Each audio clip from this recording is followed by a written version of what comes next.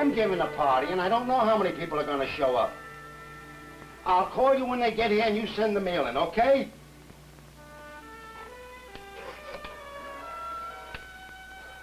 Hello, main desk. This is Warren Peters in the banquet room. Has anybody said anything about the notice I put up in the lobby? About the birthday party? Oh, okay.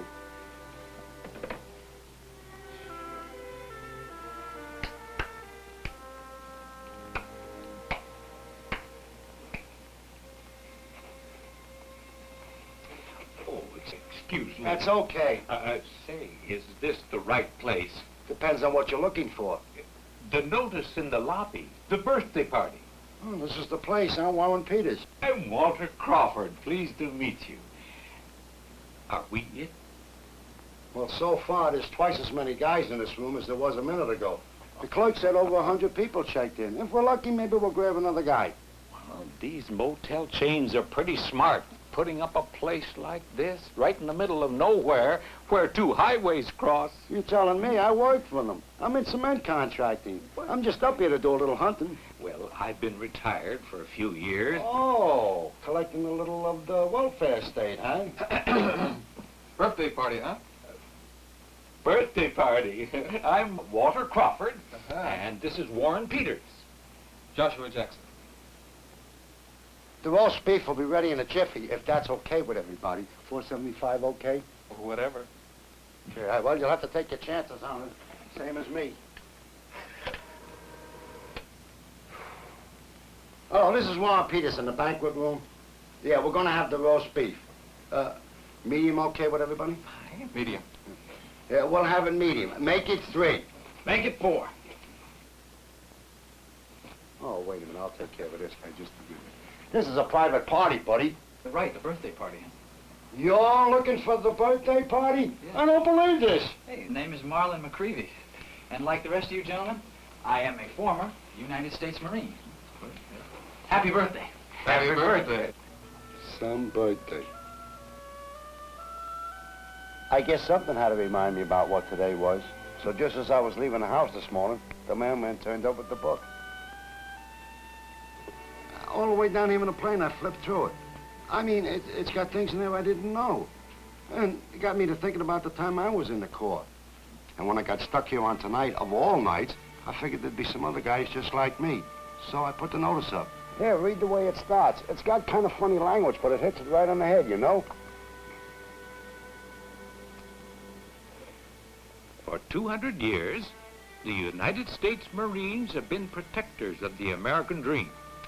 Their spirit, their flamboyance and courage and grace, their capacity for fury, their humanity, are qualities which reflect what we Americans are. Their discipline, their self-confidence, their respect for rules and standards, their readiness to sacrifice, their pursuit of excellence, are qualities which we Americans must now renew. That's a mouthful, huh? Yeah, it's heavy. But it gives you something to think about. You know, it's getting tougher every day to be a good anything. Good American, good human being, a good Marine. You know, I think maybe an awful lot has changed over the last 200 years, but not the recruiting pitch. Listen to this poster. Great encouragement. American Revolution. What a brilliant prospect does this event hold out to every lad of spirit who is inclined to try his fortune in the highly renowned Corps, the Continental Marine. The Continental Marines, who with far superior advantages to these have the additional benefit of liberal pay and the best provisions with a good and well-appointed ship, the pride and glory of the Continental Navy. Surely every man of spirit must blush to remain at home in inactivity and indolence when his country needs his assistance. You will receive a $17 bounty. A single young man on his return to port finds himself able to cut a swath on shore with his girl in a glass that might be envied by a nobleman. Take courage, then. Seize the opportunity that awaits you. Repair at once to the Marine Rendezvous, where the bringer of the recruit will receive $3. Most people don't know that 8 months before this nation was born, the Marine Corps was authorized by the Continental Congress. So they became the first to resist as Americans, not as New Yorkers or Virginians. And when the revolution was over and won, the Congress set the pattern that we've always followed. They practically wiped out the Army, the Navy, and the Marines. But not for long. The Barbary pirates were beginning to act up about that time, demanding tribute from any nation that dared to sail into the Mediterranean. Yeah, here it is, where us Americans wouldn't pay off. Millions for defense, but not 1 cent for tribute. That was the answer of the fledgling United States, the pirates of Tripoli. Marine First Lieutenant Presley O'Bannon with a sergeant and 6 privates led a force of mercenaries. 63 hard-drinking Greeks, 60 Bedouins. Whatever. On horseback. 400 Arab infantry who didn't want to fight, and 107 camels across 600 miles of desert. On the night before their attack, O'Bannon's force faced overwhelming odds. It's going to be a rough go tomorrow, you know. That doesn't seem to bother the lieutenant none. No.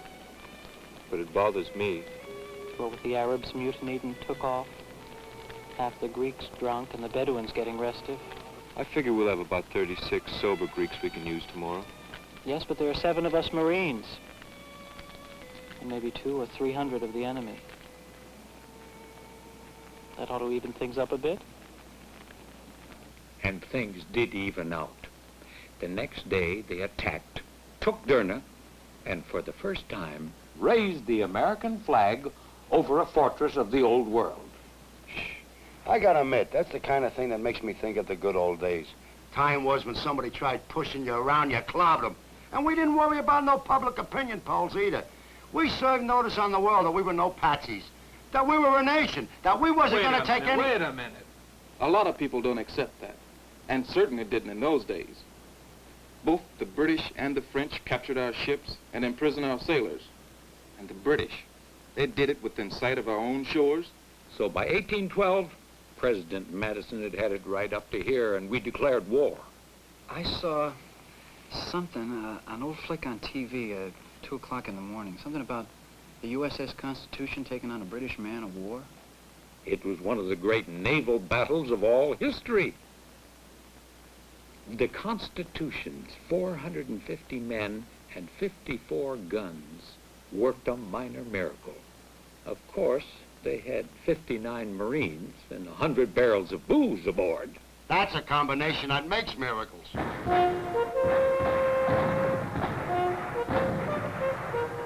We got 16 ships and the British got 800. Looks like all of theirs are here today. Where are the rest of ours? Shut up and fire! Well, don't you worry. I'm doing my darndest to keep this ship afloat. How come is it the $8 a month they're paying you?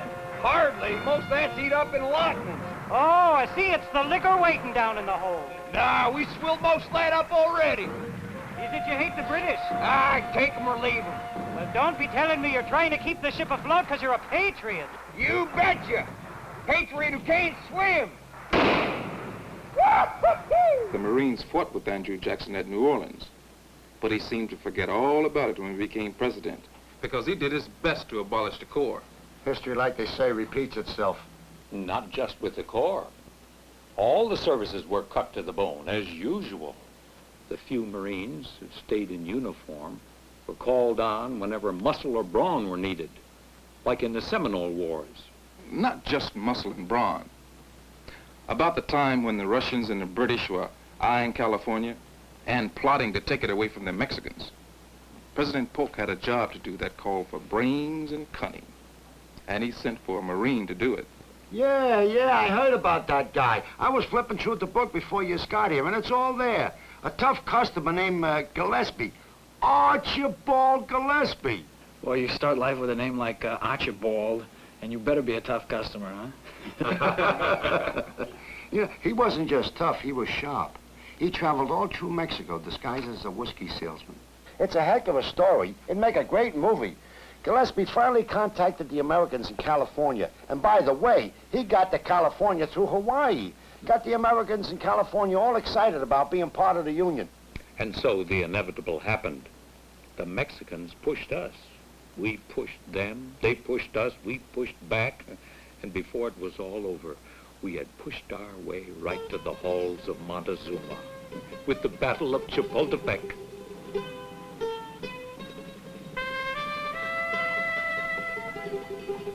hurt him? Well, if we did something important out there, it don't hurt so much. But if I find out we was wasting our time, you bet your sweet bottom dollar it hurts. Wasting our time. We just captured half of Mexico. That gives the United States California. So? So now we go all the way to the Pacific Ocean. We already got the Atlantic. What the hell we want with another one? Think of all that land. We can't even work what we got now. I bet you we find out it's been a waste. What they did find 3 weeks later was gold. And more important, the Mexican War frustrated Russian and British attempts to grab parts of American soil. And so the American dream of one nation from coast to coast, speaking the same language, with the same customs, the same laws, had finally become a reality.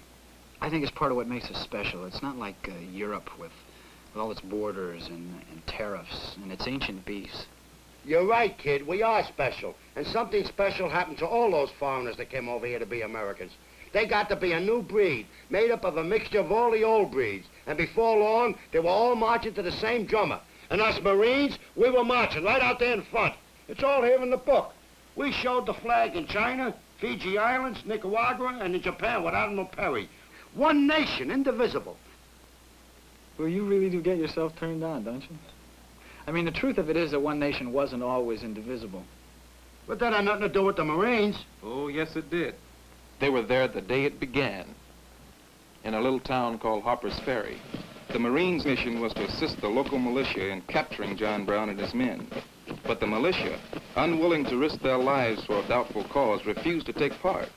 Army Lieutenant Colonel Robert E. Lee conferred with his aide, Jeb Stewart, and Marine Lieutenant Ezreal Green, and the 86 Leathernecks were moved into position. Hold it up there! What are we holding up for? I don't know. I suppose we'll sit around and wait for orders to attack. That darn fool abolitionist Brown wants to free all the slaves.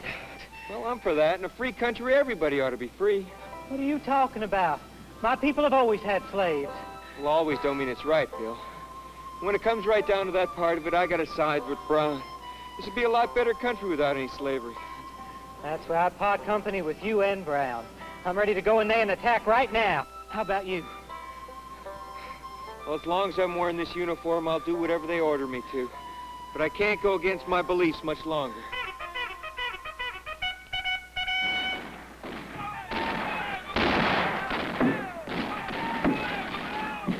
In 3 minutes, the Battle of Harper's Ferry was over. But not the agony. That wasn't over. The Corps and the country were ripped apart. Lee, Jeb Stewart, and Ezreal Green, officers of the United States at Harper's Ferry, later became officers of the Confederacy. Along with nearly half the Corps. Yeah, there's a thing in here in the book I saw that really hit me. I never thought of it before. The idea is that with all the hell of the Civil War... Yeah, that's the war between the states. Okay, Rebel. Anyway, with that war tearing us up, it took another war to really set us back on the road of getting together. The Spanish-American War came along, and North and South are fighting side by side again for the first time. 2 newspapers dueling for circulation had more to do with the war with Spain than all the presidents and kings and ambassadors. William Randolph Hearst and Joseph Pulitzer... That's Pulitzer. All right already. Were inventing atrocity stories about the Spanish treatment of Cuba. When a Hearst artist told Hearst conditions weren't so bad in Cuba, old Bill told him, you furnish the pictures and I'll furnish the war. And he did. All he needed was an incident. And one night, as an American battleship stood at anchor in Havana Harbor, he had his incidents and his slogan, remember the Maine. Hey, Pig. You sleep? Too hot and the bugs are biting. Yeah, me too. Hey, Bill, what are we doing down here anyway? Showing the flag. What? We're showing Cuba and the rest of the world that we care what goes on around us. Oh. You mean us laying down here sweating and scratching is actually showing somebody something? I'll make you a bet, Bill. I bet you nobody knows and nobody cares. You're on. When we get back, we'll take it up with Teddy Roosevelt. Everybody was quoting Teddy Roosevelt in those days. The newspapers had found a colorful hero and were constantly writing about him. And they had also found a colorful fighting force in the U.S. Marines. The three most efficient military constabulary forces in the world are the French Foreign Legion, the Canadian Northwest Mounted Police, and the United States Marine Corps. And that's what Teddy said. He was a great man. I remember when we were about to get into the Great War. That's World War I to you. And Teddy said... You remember World War I? Remember it? I was in it. Ever hear of a place called Belleau Wood? We Marines were all that stood between Paris and the Germans. In those 20 days of brutal fighting, we got ourselves into the history books. How'd we get into this mess? I haven't done anything wrong since I volunteered. I don't know, but did you hear that French officer inviting us to retreat? No, but I heard that big mouth sergeant of ours sound off with, "Retreat, hell, we just got here." Yeah, and I bet you had an officer or reporter around to hear him, too.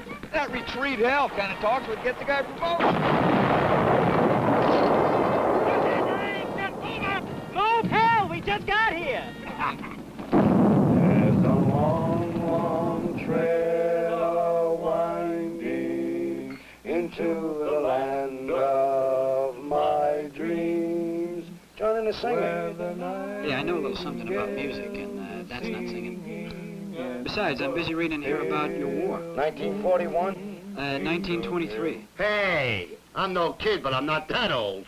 Say, any of you guys know who Earl Ellis was? You're talking about Lieutenant Colonel Pete Ellis, right? Yeah, well, this is heavy stuff. I mean, even as far back as 1923, before Billy Mitchell, Earl Ellis predicted that Japan would attack us and that we'd have to fight an island-hopping campaign all the way across the Pacific to win the war. That prophecy gave us 18 years to prepare. Yeah, but probably nobody believed him, huh?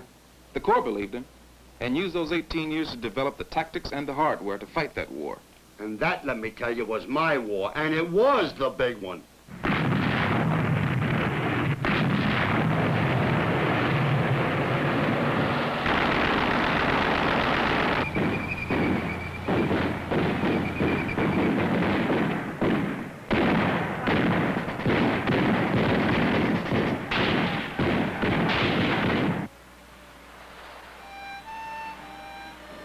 The last round's coming up.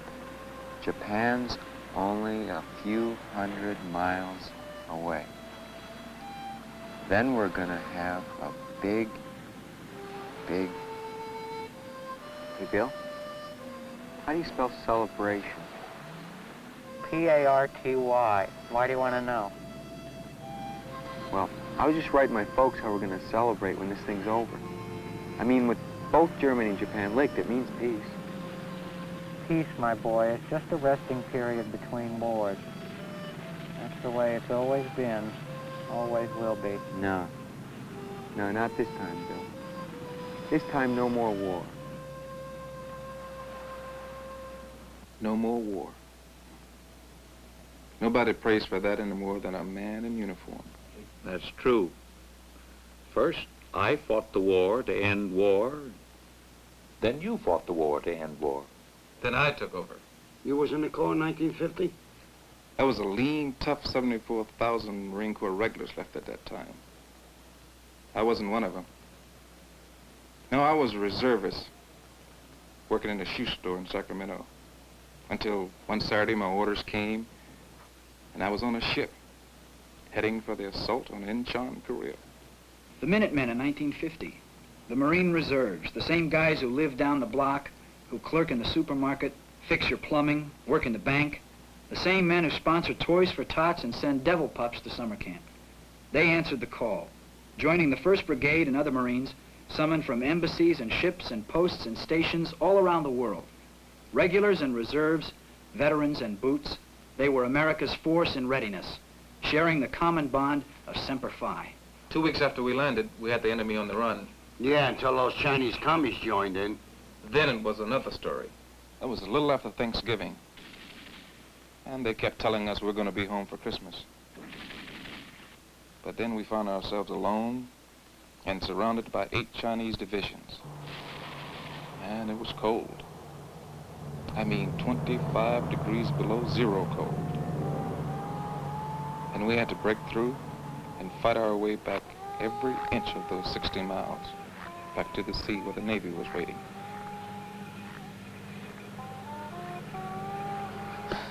The water is frozen stiff. I know.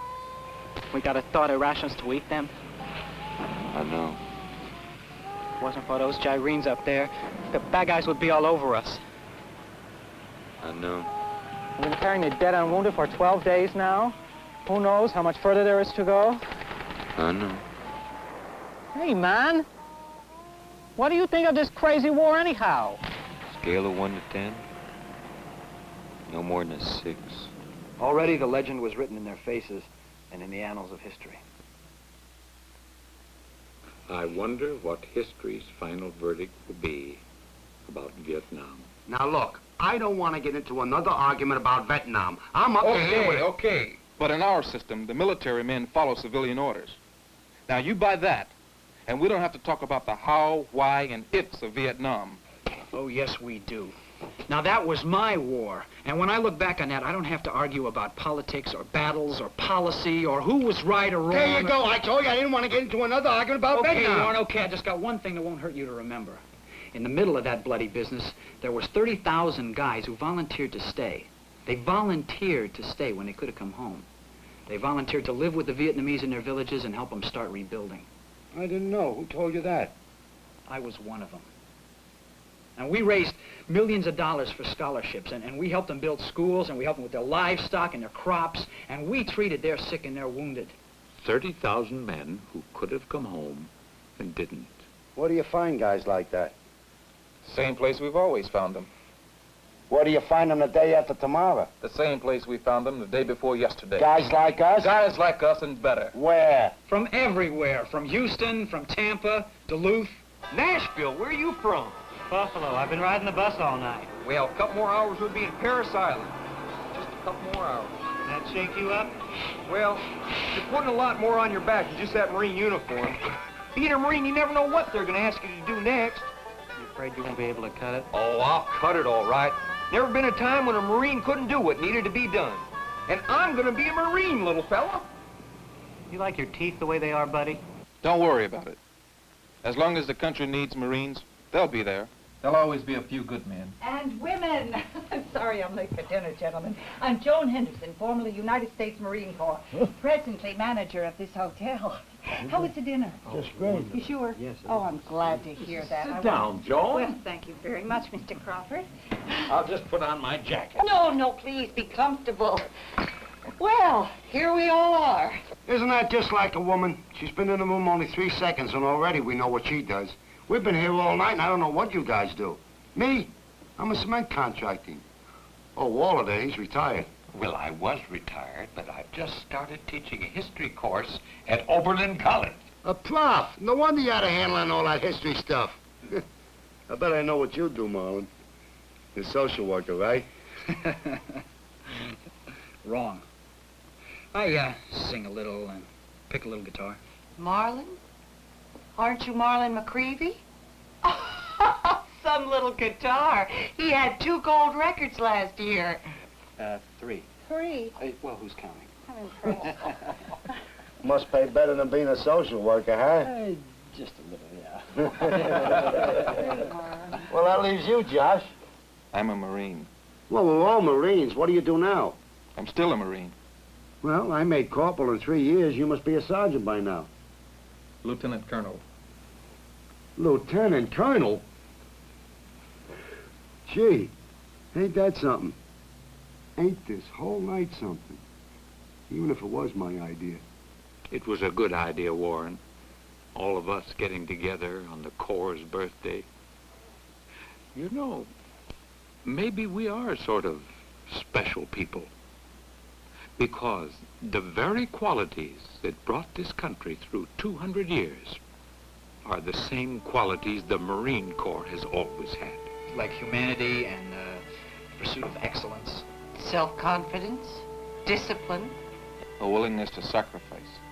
And respect for rules and standards. Right, I like that. That gives me a real good feel. I might even write a song about it. Hey. And get another gold record. Right. Well, it looks like I missed most of a good evening, but at least I can join you for dessert. Oh, look what she's got there. Look at this. Look at this. This is my treat. Oh, you shouldn't have done that. I'm picking up the rest of it there. No, it's already been done. Oh, you shouldn't have done that. Oh, I didn't. But it was taken care of by someone in this room. Marlon. Don't look at me, fellas. Mr. Crawford took the check. Oh, Walter, we can't let you do I don't that. feel right about Oh, no, I insist. By rights of seniority. Besides, I'm going to pay for it with the royalties from the book. What book? Well, U.S. Marines, the first 200 years by Walter Crawford. Well, I'll be darned. happy birthday, boys and girls. Thank you. Gee, ain't this been some party? This has been the best party of my whole life. We've got to do it again next year. Why don't we just cut the cake and wish the Marine Corps happy birthday and be glad that we had this night together?